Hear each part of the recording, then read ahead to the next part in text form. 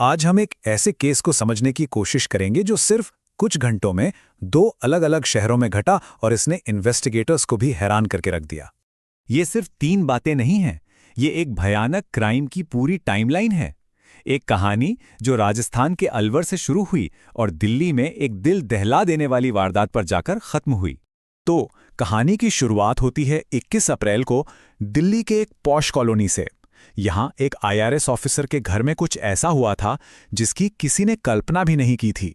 Police ने सबसे पहले हाथ डाला CCTV फुटेज पर, और पता है, यही वो पहला और सबसे जरूरी सुराग था जिसने इस पूरे केस की परतें खोलकर रख दी, क्योंकि कैमरे में संदिग्ध की एक-एक हरकत कैद हो चुकी थी।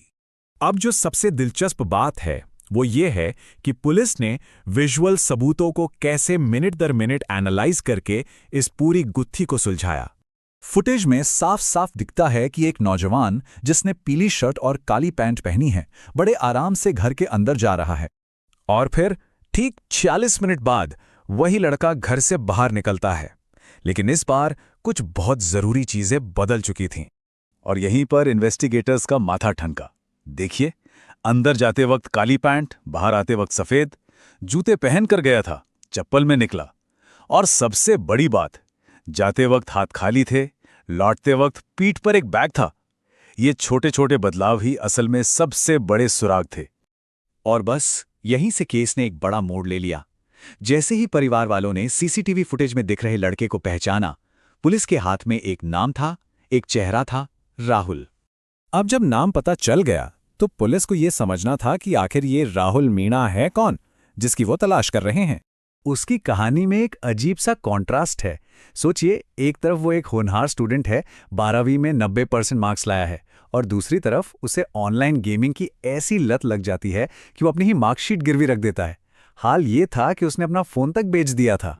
ये वो रकम है जो राहुल ने कुछ ही समय पहले ऑनलाइन गेम खेलकर जीती थी, और ये जानकारी आगे जो कुछ भी हुआ उसे समझने के लिए एक बहुत जरूरी कड़ी है।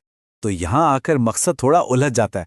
पुलिस का कहना है कि वो अलवर में क्राइम करके दिल्ली लूटने आया था, लेकिन उसकी बहन का दावा कुछ और ही है। उसका कहना है कि राहुल को फंसाया गया था और वो तो बस अपना कर्ज चुकाने के लिए पैसों का इंतजाम करने दिल्ली आया था। तो दिल्ली में जो हुआ उसे ठीक से समझने के लिए हमें एक रात पहले अलवर से शुरू हुई घटनाओं की पूरी चेन को जोड़ना होगा। ये टाइमलाइन दिखाती है कि सब कुछ कितनी तेजी से हुआ। 20 अप्रैल की रात अलवर में एक घटना, और फिर कुछ ही घंटों के अंदर 21 अप्रैल की सुबह दिल्ली में एक भयानक मर्डर। सब कुछ एक दूसरे से जुड़ा हुआ था। अब यहां पुलिस के सामने सबसे बड़ी चुनौती खड़ी थी। एक ऐसे भगोड़े को कैसे पकड़ा जाए जिसके पास अपना खुद का कोई फोन ही नहीं है। मतलब किसी को ट्रैक करने का जो सबसे मेन तरीका होता है वो तो काम ही नहीं कर सकता था।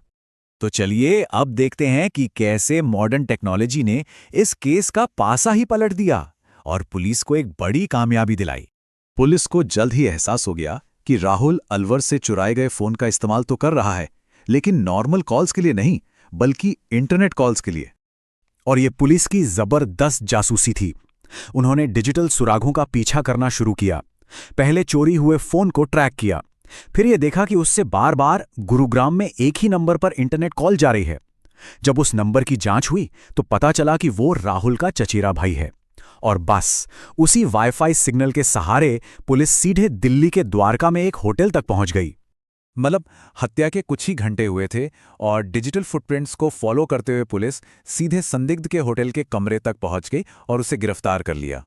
तो जैसे ही राहुल पकड़ा गया, मामला सड़कों से निकलकर कानूनी प्रक्रिया में आ गया। उसे 4 दिन की पुलिस कस्टडी में भेजा गया ताकि आगे की जांच और क्राइम सीन रिकंस्ट्रक्शन किया जा सके। तो आखिर में बस एक ही सवाल बचता है जो दिमाग को झकझोर देता है। क्या राहुल मीणा वाकई में एक होनहार छात्र था जो कातिल बन गया, या फिर वो सिर्फ एक फंसाया हुआ नौजवान था जो पैसों की तंगी में कुछ भी करने को तैयार था? इस दुखद और उलझे हुए मामले का सच शायद इन्हीं 2 सवालों के बीच कहीं छिपा है।